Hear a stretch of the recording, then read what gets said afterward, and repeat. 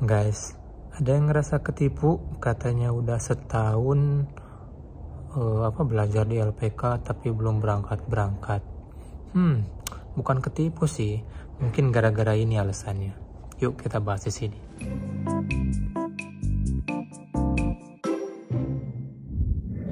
Assalamualaikum warahmatullahi wabarakatuh. Halo minasan, ohayou gozaimasu, konnichiwa, konbanwa. Selamat datang kembali di channel Daniel Sakai. Channel yang akan berbagi seputar info kehidupan dan pemagangan di Jepang. Oke teman-teman, kali ini saya mau bahas satu video sambil kerja ya. Kebetulan lagi sendirian, jadi nggak ada orang Jepang atau nggak ada teman. Kalau ada temannya, saya malu ya bikin video. Mumpung sendiri, kita bahas lah. Oke teman-teman, jadi kemarin tuh ada yang ngerasa ketipu katanya. Udah setahun belajar tapi belum berangkat juga. Jangankan berangkat, mensetsu interview aja belum ada katanya. Nih ya, buat kalian semua, kalian sebelum masuk LPK itu kalian cari tahu dulu apa enggak LPK itu udah SO apa belum. Mungkin LPK yang kalian pilih itu LPK-nya belum SO, jadi belum bisa ngeberangkatin siswanya. Kan harus tahu ya kalian bedanya itu LPK SO sama non SO.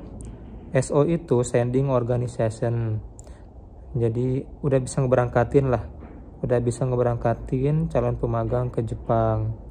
Nah, kalau yang belum SO itu biasanya buat LPK buat belajar doang kayak gitu.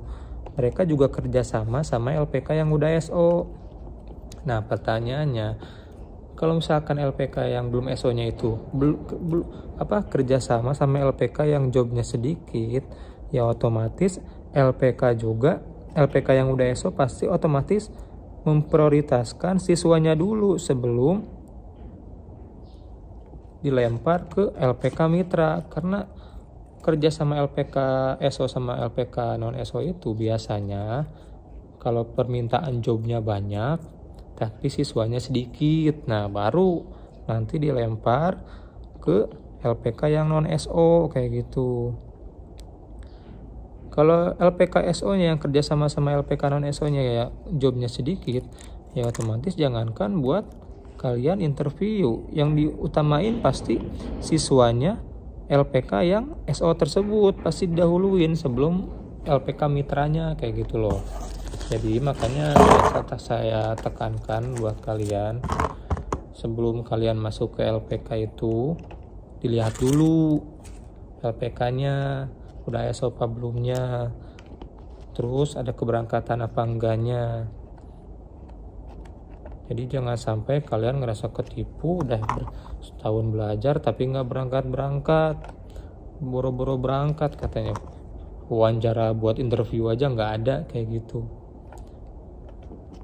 Jadi buat kalian hati-hati.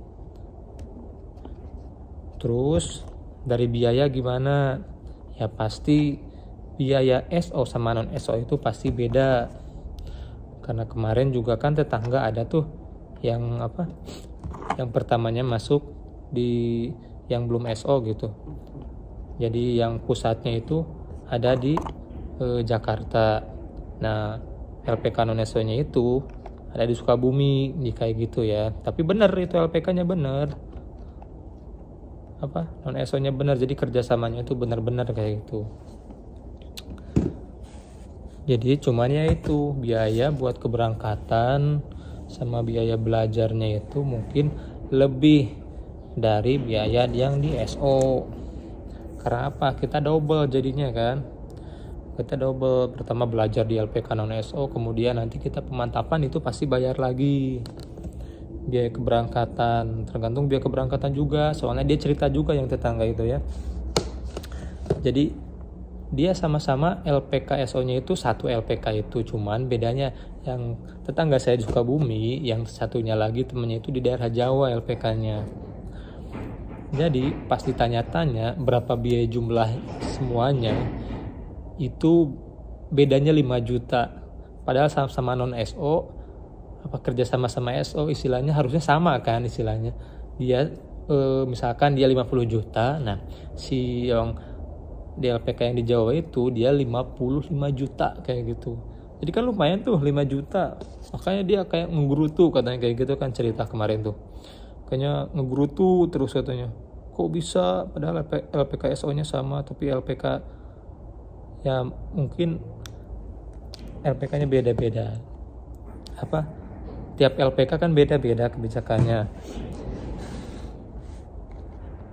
Makanya dari itu saya tekankan kalian, kalau misalkan ada LPK SO yang terpercaya, ya udah mending masuk. Tapi kalau kejauhan, kalian harus biaya buat makan lagi, biaya hidupnya di sini di tempat LPK yang SO-nya itu bisa nambah biaya lagi. Ya mendingan yang deket-deket aja, tapi asalkan bener gitu bisa ngeberangkatin kayak gitu.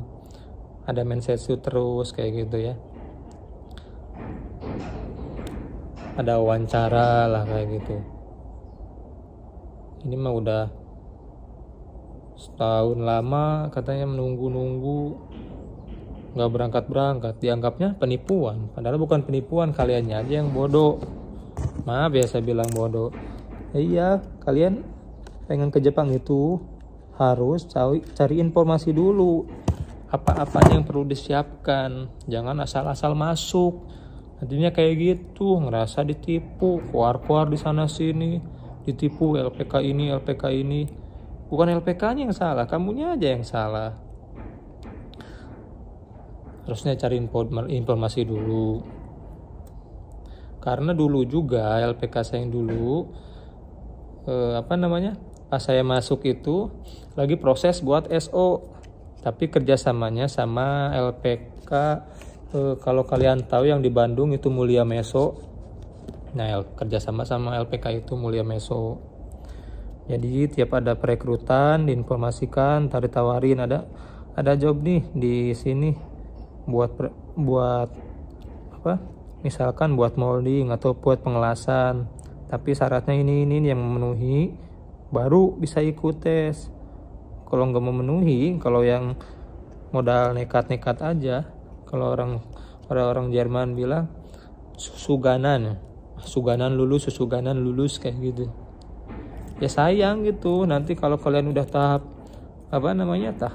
MCU tapi kalian gagal, kalau misalkan kalian nggak masuk kriteria tapi kalian maksain, ntar kasihan kaliannya gitu. Jadi udah jauh-jauh datang ke Bandung cuman ngabisin duit buat kongkos doang, ya mending nggak usah. Jadi kayak gitu ya, buat kalian sebelum masuk ke LPK harus cari tahu dulu lah informasi seputar LPK tersebut. Kalaupun dia belum SO, LPK-nya belum SO, ya minimal punya mitra yang banyak job kayak gitu. Nggak salah sebenarnya LPK belum SO juga, ya mereka cuma mencetak siswa yang udah belajar agar siap buat diikut sertakan buat tes kayak gitu. Ya kaliannya aja yang kurang informasi. Oke teman-teman, jadi buat kalian nih, jangan sampai ada yang merasa tertipu gara-gara LPK SO atau non SO itu. Jadi harus cari tahu dulu lah informasi LPK tersebut. Jangan asal-asal masuk, sayang uang kalian kan. Udah belajar, ya kan buat belajar aja kan kalian perlu uang itu minimal 10 juta lah. Buat biaya belajar sekitar 6 sampai 7 juta buat biaya belajar. Belum biaya kalian buat nanti kalau beli buku, beli ini, beli itulah. Pasti keluar uang, pasti butuh uang kayak gitu. Jadi kalau misalkan ada SO yang terpercaya, mendingan masuk SO lah kayak gitu. Langsung. Bukan berarti LPK non SO itu buruk, jelek, enggak. Ada kok yang bener, ada kok yang bisa nyalurin kayak gitu. Jadi buat kalian hati-hati aja, jangan sampai ngerasa ketipu. Mereka nggak nipu, kaliannya aja yang bodoh. nggak tahu, belum cari informasi, main masuk aja kayak gitu. Oke, gitu aja teman-teman. Video kali ini mudah-mudahan bermanfaat buat kalian. Kalau dirasa video ini bermanfaat, jangan lupa di like, di share juga, dan jangan lupa di komen apapun yang ingin kalian tanyakan. Insya Allah nanti saya jawab langsung di kolom komentar atau video seperti ini. Oke teman-teman, sampai di sini dulu. Tetap semangat, jaga fisik dan mental kalian, dan jaga bahasa kalian ya. Sebelum berangkat ke Jepang, usahakan kalian harus punya N4 dulu lah minimal di Indonesia, karena di Jepang itu mahal. Tahun kemarin 6.500, mungkin tahun ini teman saya itu 7.500, kalau dirupiahin 800.000 buat ikut tes CLPT di sini ya. Jadi usahakanlah sebelum berangkat ke Jepang itu minimal punya N4 dulu lah. Oke teman, assalamualaikum warahmatullahi wabarakatuh. Salam Nirsakai, salam Yos.